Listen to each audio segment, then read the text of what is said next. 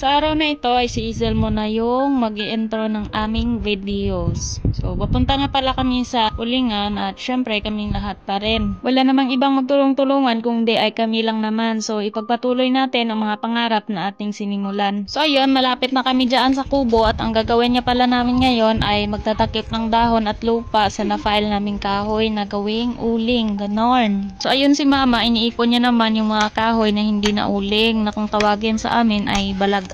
Iniipon ni mama kasi i-file namin ulit at gawing uling. So maliban dito ay meron pa kaming uling sa kabila na na-file na at yun yung tatakpan ng dahon at saka ng lupa. So ayun si Idsel kumukuha ng mga dahon para itakip doon sa na-file na kahoy at tinutulungan siya dyan ni Robert. At ayun, dumiretso na ako dyan sa ulingan at nandito nga pala yung tiyuhin namin na si Tito Roger dahil tutulong na rin po siya. So ayun, kung makikita nyo, nilalagyan nila ng kahoy sa paligid bago lagyan ng balat ng puno ng saging. Ganon. Usually, paulit-ulit lang naman ang sasabihin ko about sa pag-uuling kasi nga ganon pa rin naman yung process. So panoorin nyo na lang po.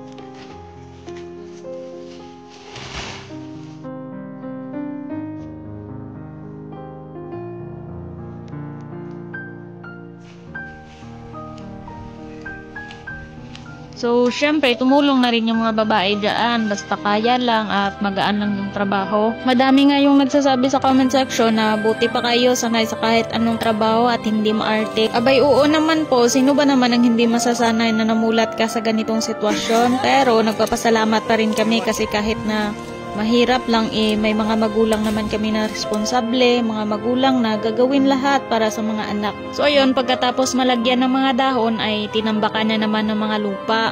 So siguro hindi man kami sinuwerte sa buhay pero napakaswerte naman namin pagdating sa magulang. At syempre, thankful pa rin naman kung ano man ang naging buhay namin ngayon. Ang kailangan lang talaga ay pagtsatsaga at determinasyon sa buhay. Kung nagkamali man ay wag lang mawala ng pag-asa kahit na posible na, okay lang yon, at least sinubukan mo. At may mga nababasa din ako na comment na magagandang paalala para sa amin. Minsan kasi doon din ako kumukuha ng lakas ng loob. Ang sarap lang kasi sa pakiramdam na ang daming taong nagmo-motivate sa'yo, sa amin, na ipagpatuloy nyo lang yan. Huwag kayong mawala ng pag-asa. Nandito lang kami, handang sumuporta sa inyo. Yung feeling na ang hirap naman nito, pero naisip mo na ang daming tao palang umaasa na kaya namin to. Kaya sobrang nagpapasalamat kami sa inyo.